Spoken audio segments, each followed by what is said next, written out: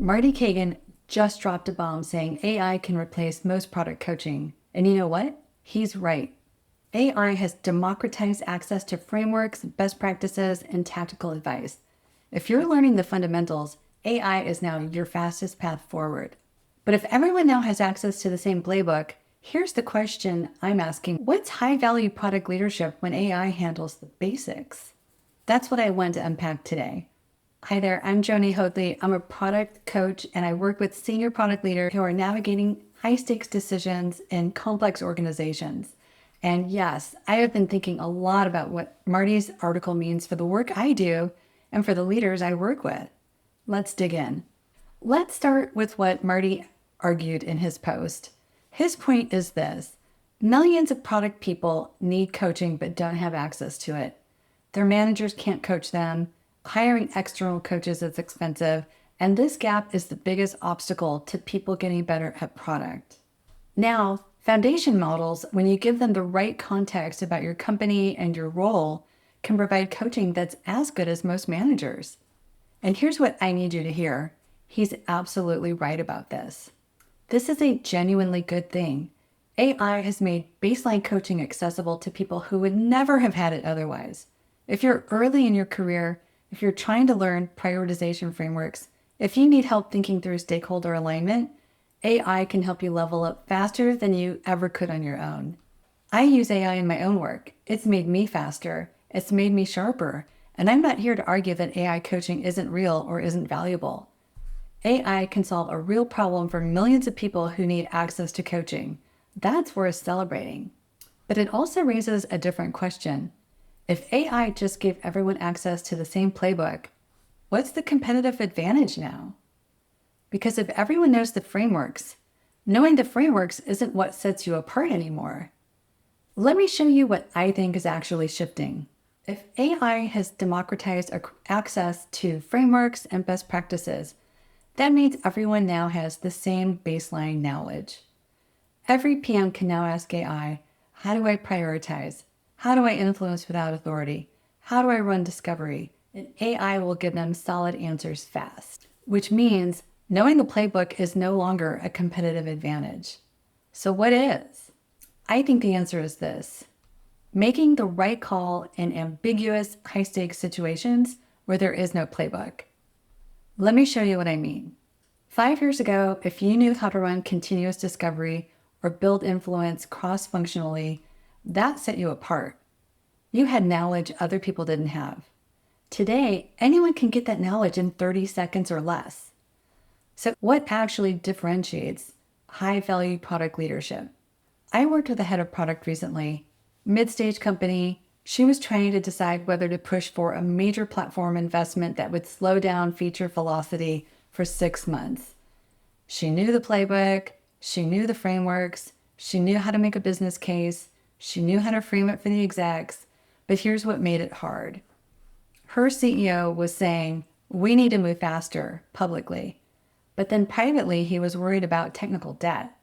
Her VP of engineering wanted the platform work, but didn't want to be the one advocating for it. Her board was focused on revenue growth and didn't care about infrastructure. And she was the one who had to make a call. Do I push for this now, knowing it'll slow us down and the CEO might not back me publicly? Or do I wait, knowing that waiting another quarter makes the problem worse and might cost me my credibility with engineering? There's no framework for this. AI can tell you how to make a business case for platform investment. It can give you the template for the exec presentation. Heck, not only that, it'll create the presentation for you. It can also tell you how to frame things in terms of business outcomes. But this is what it can't tell you.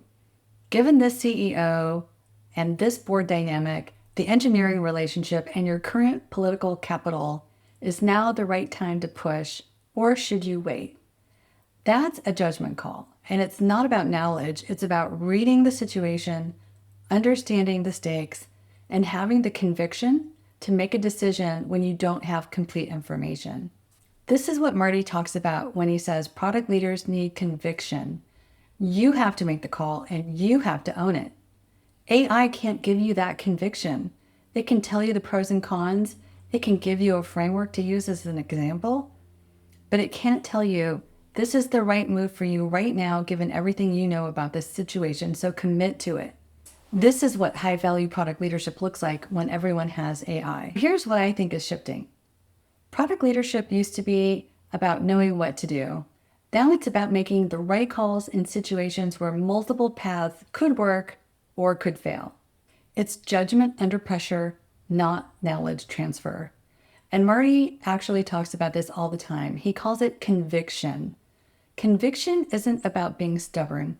It's about having the courage to make a call when the data is incomplete, when stakeholders disagree, and when you might be wrong.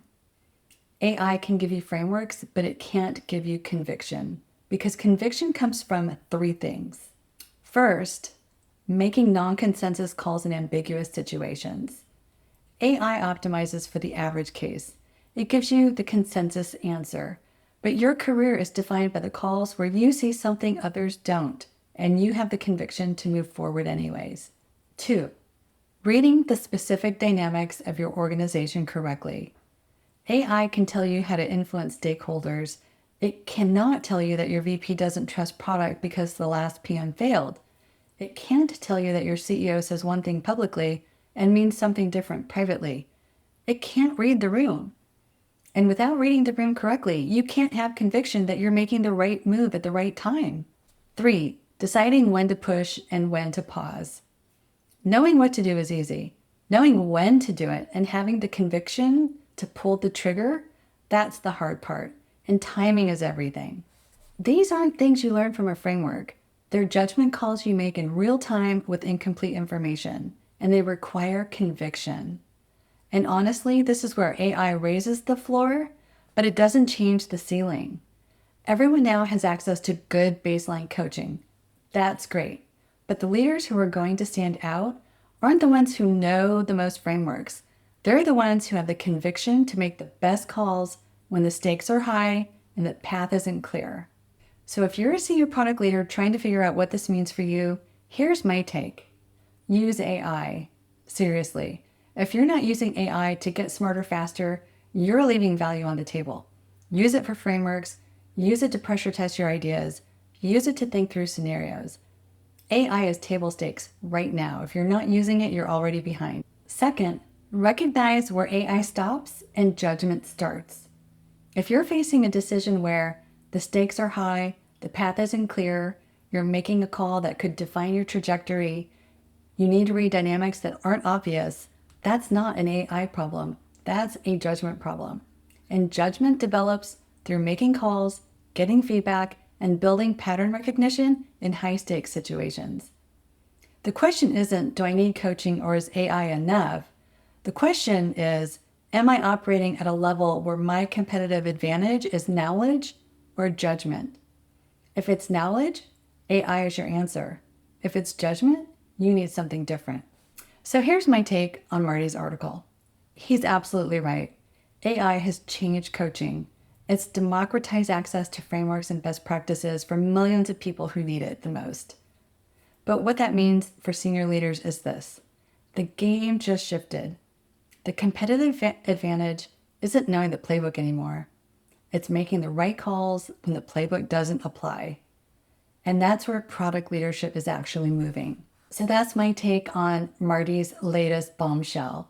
If you like this video, be sure to like and subscribe for more.